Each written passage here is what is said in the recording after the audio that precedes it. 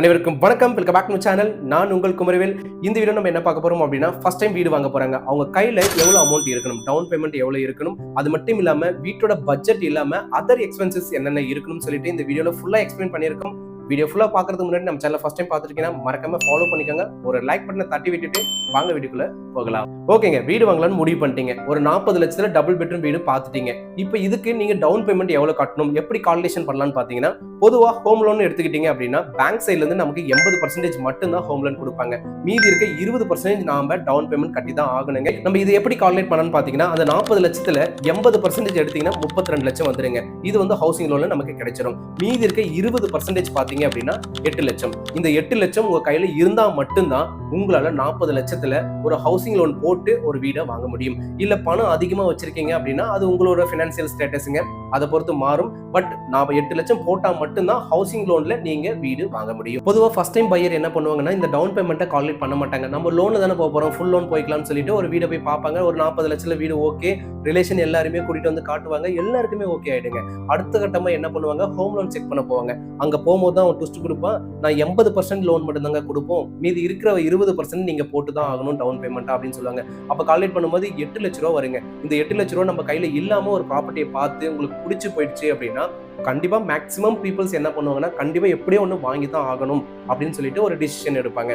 எப்படி எடுப்பாங்கன்னா, வெளியே ஃபினான்சியலா நம்ம வட்டிக்கு கடன் வாங்கலாம், இல்ல பர்சனல் லோன் போகலாம், இல்ல கோல்டு இருக்கிறத போயிட்டு நம்ம லோன் வச்சு நம்ம அந்த அமௌண்ட்டை எடுத்து நம்ம இந்த டவுன் பேமெண்ட்டை கட்டி நம்ம வீடு வாங்கலாம்னு சொல்லிட்டு முடிவு பண்ணுவாங்க. பட் இந்த மெத்தட் வந்து பாத்தீங்க அப்படின்னா, என்ன கேட்டீங்க அப்படின்னா கண்டிப்பா லாஸ் தான் போய் முடியுங்க. ஹோம் லோன் ஆல்ரெடி ஒரு பெரிய பேர்டனுங்க. இப்போ இந்த லோனும் போயிட்டு வாங்கும் போது பெரிய பேர்டனா மாறிடுங்க. உங்களால லைஃபை வந்துட்டு ரன் பண்றது ரொம்பவே கஷ்டமாயிடும். இதுக்கு சிம்பிளா நம்ம என்ன பண்ணலாம் அப்படின்றத பார்க்கலாம். இந்த மாதிரி சுச்சுவேஷன்ல நீங்க எப்படி ஹேண்டில் பண்ணலாம்னு பாத்தீங்கன்னா, பர்சனல் லோன் போகாதீங்க, ஏன்னா வட்டி அதிகங்க. அதே மாதிரி வட்டிக்கு பணம் யார்கிட்டயும் வாங்காதீங்க, அது ரிஸ்க்ல போய் முடிஞ்சிடும். அதுக்கு பதிலாக பிசிக்கலா கோல்டு வச்சிருக்கீங்க அப்படின்னா கோல்டு லோன் போகாதீங்க, டைரக்டா சேல் பண்ணிருங்க. வித்துட்டு அதுல வர அமௌண்ட்டை எடுத்து நீங்க வீட்டுக்கு டவுன் பேமெண்ட்டா போட்டு மீதி அமௌண்ட்டை லோன்ல போட்டு பண்ணீங்கன்னா கரெக்டான ப்ரொசீஜருங்க. இந்த மாதிரி கடைசி டைம்ல சுச்சுவேஷன் வரும்போது நீங்க இந்த மாதிரி ஸ்டெப்ஸ் யூஸ் பண்ணிக்கலாம்.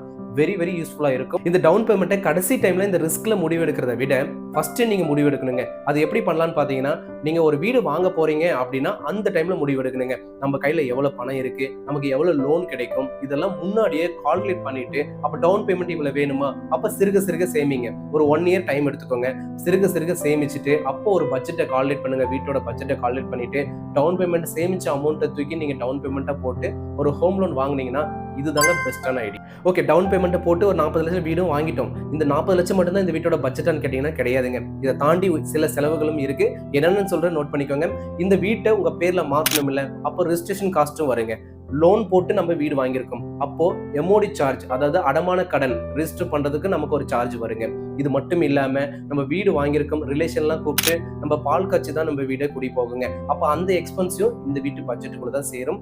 இதை தாண்டி புது வீடு வாங்கிட்டோம், அப்போ ஃபர்னிச்சர்ஸ் வாங்கணும் இல்ல, இன்டீரியர் ஒர்க் பண்ணணும் இல்ல, இந்த எல்லா பட்ஜெட்டுமே இந்த வீட்டோட பட்ஜெட்டுக்குள்ள தான் சேரும். அப்போ இந்த பட்ஜெட்லாம் நீங்க எப்ப கால்குலேட் பண்ணணும் அப்படின்னா, வீடை வாங்கணும்னு முடிவு எடுக்கிறீங்க பாத்தீங்களா, அப்பவே இந்த 40 லட்சம் பட்ஜெட்டோட சேர்த்து இந்த பட்ஜெட்டும் ஒரு 5 லட்ச ரூபாய் எடுத்து வச்சுட்டீங்க அப்படின்னா உங்க ஓவரால் பட்ஜெட் வந்து கம்ப்ளீட் ஆயிடுங்க.